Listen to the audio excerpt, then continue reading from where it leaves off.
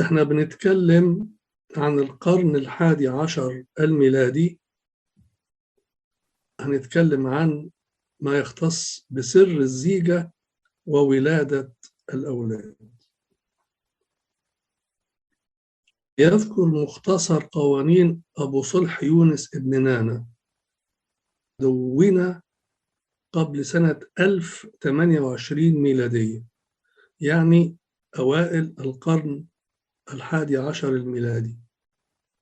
يقول: الذي يمنع النفساء بالذكر من القربان 40 يوما وبالأنثى 80 يوما فهو على سنة يهودية وخطأ كبير.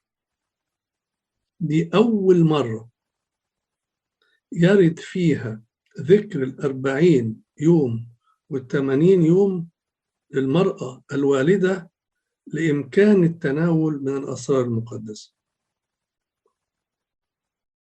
ولكن أبو صلح يونس ابن نانا لم يشر في مختصر قوانينه إلى أن المرأة تعمد وليدها بعد 40 يوما إن كان ذكرا، أو بعد 80 يوما إن كانت أنثى، كما يشرع لنا نفس هذا القانون أنه إن أحست المرأة أنها قد برئت من نسف دمها بعد الولادة فإنها تدخل إلى الكنيسة ليصلي عليها الكاهن صلاة التطهير ويعطيها القربان ولا يمنعها منه بوجه ولا سبب.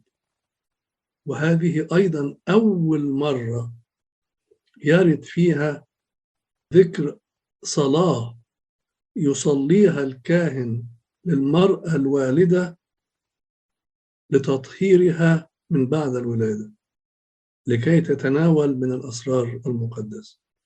احنا دلوقتي في القرن 11 الميلادي. إن أحست المرأة أنها قد برئت من نسف دمها بعد الولادة فإنها تدخل إلى الكنيسة ليصلي عليها الكاهن ويعطيها القربان ولا يمنعها منه بوجه ولا سبب.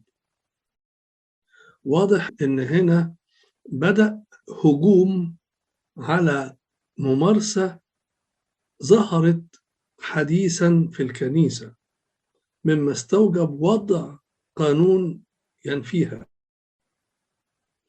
لما بنرجع لقوانين هيبوليتوس المحفوظة لنا في القرن 12 في ترجمة عربية، بنلاقي أن القانون رقم 18 بيتكلم عن هذا الأمر، ذكر 40 يوم 80 يوم للمرأة الوالدة لإمكان التناول من الأسرار المقدسة، كأنه قانون راسخ ومستقر في الكنيسة. ولكن في بعض شذرات من هذه القوانين لازال نصها القبطي موجود. فالقانون 18 اللي كتبه مترجم قوانين هيبوليتوس من القبطية إلى العربية، النص القبطي موجود عندنا شذرات منه ولا يوجد به هذا النص. يعني بالاختصار كده أن هذه العادة، ذكر 40 يوم 80 يوم للمرأة الوالدة لإمكان التناول من الأسرار المقدسة، بدأت تظهر في الكنيسة أواخر القرن 10 أوائل 11، فوجهت بقانون يمنع أو يرفض هذا الأمر. ولكن في القرن 12 أصبح الأمر مستقرا،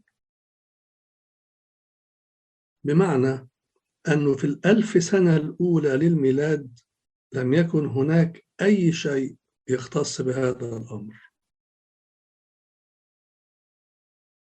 لكن دي تعليمات بدأت تدخل الكنيسة في أوائل الألفية الثانية للميلاد.